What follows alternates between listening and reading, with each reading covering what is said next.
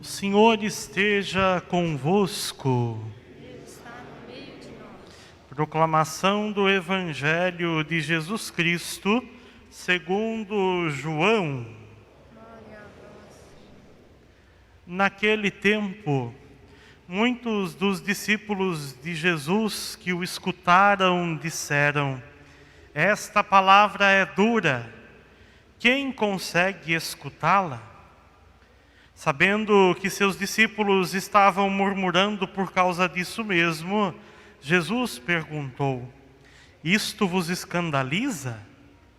E quando virdes o Filho do Homem subindo para onde estava antes? O Espírito é que dá vida, a carne não adianta nada. As palavras que vos falei são Espírito e vida. Mas entre vós há alguns que não creem."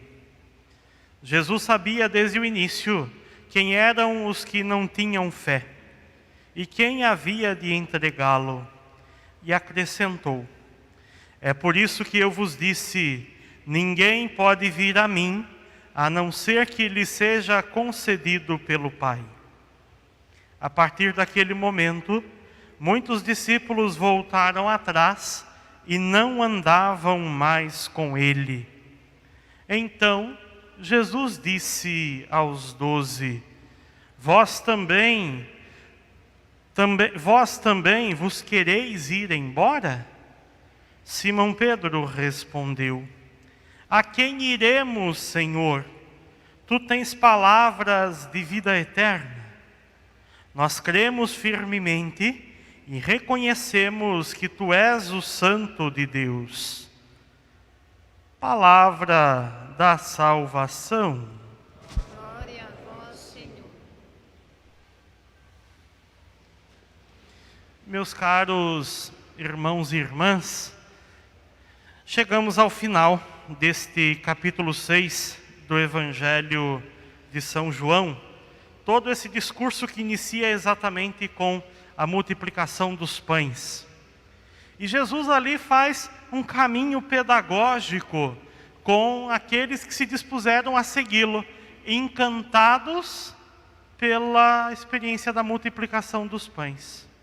E neste caminho pedagógico, Jesus convida aqueles que o seguiam, convida os seus discípulos a que verdadeiramente oferecessem uma resposta concreta, uma resposta consciente, uma resposta sólida a este discipulado, a este seguimento de Jesus, a esta experiência da fé. Jesus convida aqueles que o seguiam para que realmente se dispusessem a segui-lo pelos reais motivos, não por motivos superficiais, não por motivos banais, mas que realmente compreendessem e dissessem sim à dinâmica e à experiência do Evangelho. É o mesmo convite que Jesus continua também dirigindo a nós. E aí então, que nós consigamos realmente decidir e dizer, que realmente nós consigamos significar, dar sentido à nossa experiência de fé. E dando sentido a essa experiência de ser cristão, de ser homem e mulher de igreja, de ser homem e mulher que segue o Evangelho, comprometermos-nos no seguimento deste mesmo Evangelho. A experiência da fé, a experiência do ser cristão, é a experiência de, como nos diz São Paulo, fazer crescer em nós os mesmos sentimentos de Cristo Jesus. Fazer com que as nossas atitudes, o nosso modo de ser, cheguem perto do modo de ser de Jesus. E comprometermos-nos realmente com o que significa viver esta fé. E para isso, meus irmãos, não raro se exige de nós renúncia.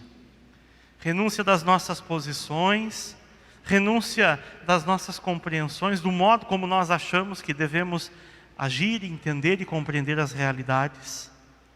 Renúncia exatamente no sentido de comparar isto ao que nos diz Jesus e a partir daí seguir a partir do modo como Jesus deseja. Seguir a partir do jeito e do estilo querido e desejado por Jesus. A notícia do Evangelho nem sempre é uma notícia fácil de ser vivida. Talvez você possa dizer, mas padre, que notícia seria essa? Como é que eu consigo identificar e como é que deve ser essa postura? E aí, eu digo a você de um jeito simples. Diante das situações que acontecem na vida, como Jesus reagiria? Qual seria a atitude e o modo de se portar de Jesus diante daquele fato? Esta deve ser a nossa posição. Quando eu olho alguma situação, quando eu percebo algum fato, quando é pedido de mim uma postura ou uma atitude diretamente, saber reconhecer qual seria a postura e a atitude de Jesus e agir exatamente desse modo. Aqui abre espaço para uma outra pergunta, mas padre, qual é a atitude de Jesus diante das situações? Para isso nós precisamos ler a palavra de Deus. Para isso nós precisamos construir essa intimidade com Jesus, exatamente para saber como nos posicionar. Perceber, meu irmão e minha irmã, olhar a realidade da fé e compreender se realmente eu estou disposto a viver esta proposta de Jesus. Porque talvez muito instantaneamente a gente diga, sim, eu quero, porque nós temos uma porção de medos que talvez nos mova a dizer este sim. Agora é importante que a gente olhe para o nosso caminho e perceba, o sim que eu tenho dado é concreto? Será que eu entendi realmente o que significa viver este jeito de ser de Jesus? Para que possa, assim como Simão Pedro, dizer, Senhor, mas a quem é que nós vamos? Porque meu irmão, minha irmã, a vivência do Evangelho é antes de tudo uma experiência de liberdade. A experiência de seguimento de Jesus é uma experiência que nos move e nos prepara para viver esta liberdade, que nos faz livres e exige ao mesmo tempo liberdade para dizer sim. E aí Jesus é severo quando diz, olha, vocês estão reclamando e dizendo que o Evangelho é duro, e é.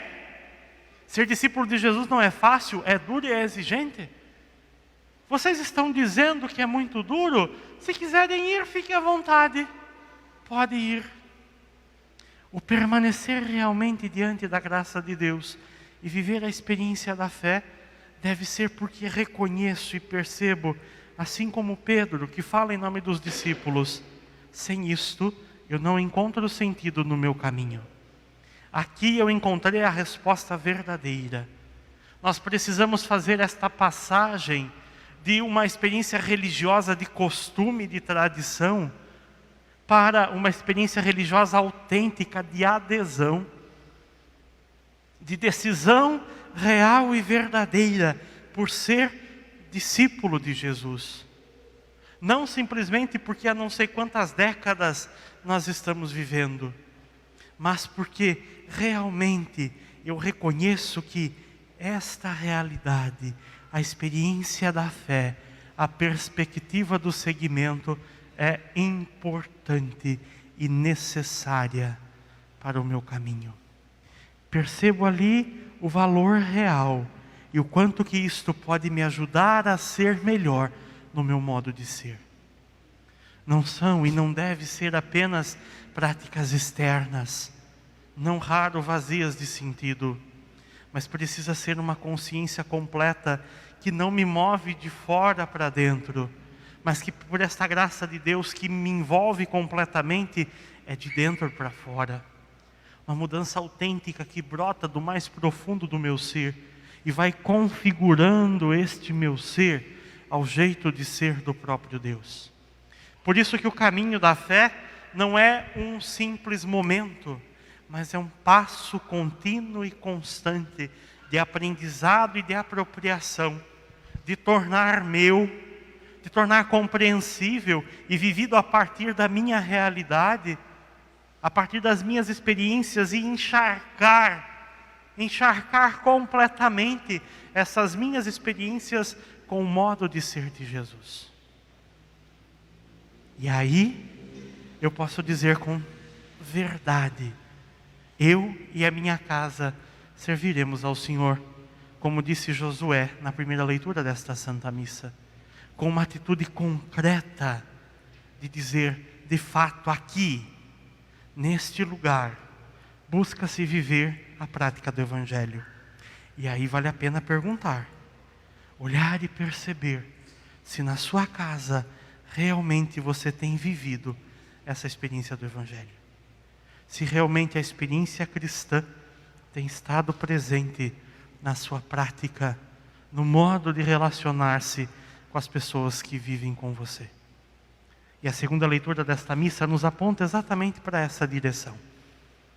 Quando fala na compreensão e na cultura própria de São Paulo, da relação que deve existir entre o esposo e a esposa. E aqui eu ouso ampliar este sentido na relação do esposo com a esposa, na relação do pai com os filhos, da mãe com os filhos, dos filhos com os pais, entre os irmãos, entre os avós, com os netos. Esta relação de autêntico cuidado e zelo pelo outro verdadeiramente, de perceber quem ele é e a importância dele. Cuidado para não ter um discurso de valorização do outro, de valorização daqueles que convivem com você na sua casa e na sua família. Cuidado para não ter um discurso bonito, revestido de uma beleza espiritual, mas que na concretude das ações é exatamente o contrário disso. Preste atenção na maneira como você trata as pessoas que convivem com você. Preste atenção no modo como você trata a sua esposa, o seu esposo, como você trata os seus filhos, da maneira como você se relaciona com os seus pais, entre os irmãos. Perceba se realmente ali está existindo o Evangelho. E aqui eu não estou falando de família perfeita. Muda esse conceito de família perfeita, porque não existe. Existe ser humano que decide viver junto com o outro. Existe ser humano que de fato decide em amar o outro. E se você convive com alguém, você sabe que custa. Amar o outro não é simples e não é fácil. Motivo para não amar a gente tem de monte. Motivo para desistir não falta. Mas se eu compreendo o sentido, e aí também posso dizer, mas onde é que eu vou ser alguém se não for junto com essa gente? Onde é que eu vou encontrar o sentido e o porquê da minha existência se não for junto com estes? É o convite e a dinâmica que nós devemos assumir, de um compromisso autêntico pelas pessoas que convivem conosco, e de fomentar isso na nossa casa. Percebe que a leitura segunda da carta de São Paulo aos Efésios insiste sempre numa relação que vai de um lado e do outro? Pede o compromisso às mulheres, mas pede também o compromisso aos maridos. Do mesmo modo, qualquer relação que nós construamos, principalmente no nosso aspecto familiar, meu irmão, minha irmã, exige de nós esse duplo compromisso. Não dá para um só ser. Os dois precisam comprometer-se. É preciso esse empenho das duas partes para que realmente ali se viva a experiência do Evangelho. A grande questão é que às vezes a gente exige demais do outro e não se compromete o suficiente para isso. Ai, a minha esposa deveria estar aqui para ouvir isso agora. Os meus filhos deveriam ter vindo agora para escutar isso. Por que não veio a minha sogra nesse momento? Cadê os meus irmãos que deveriam estar aqui? Você precisa escutar isso, não eles. A experiência sempre precisa partir de mim o primeiro passo. Eu preciso também me comprometer com o bem desta mesma realidade. O sim a este convite de Deus precisa permear completamente a nossa vida. Não é apenas para alguns departamentos. O viver realmente a dinâmica do Evangelho o nutrir-se da palavra, o alimentar-se da Eucaristia, não é apenas para alguns momentos, em algumas situações. Agora eu visto a roupinha de cristão. Agora não, agora aqui eu não sou cristão, aqui eu não sou homem e mulher de fé. Para com isto. É preciso essa busca por esta coerência, para que realmente o nosso sim seja sim dado verdadeiramente, percebendo o quanto custa, mas decidido, empenhado a verdadeiramente viver essa experiência de fé. O quanto eu tenho me comprometido com a dinâmica do Evangelho. O quanto que realmente eu tenho buscado viver a experiência de seguimento de Jesus. O quanto que realmente as minhas ações se parecem com o jeito de ser de Jesus. E o quanto que a minha resposta de dizer que realmente eu sirvo a Deus é verdadeira e autêntica. Brota das minhas convicções, ou é simplesmente uma aparência, uma casca superficial que sucumbe diante dos primeiros desafios. Autenticidade e decisão. Jesus é categórico no Evangelho. Vós também vos quereis ir embora? O quanto que eu vivo esta liberdade de realmente querer permanecer junto de Jesus.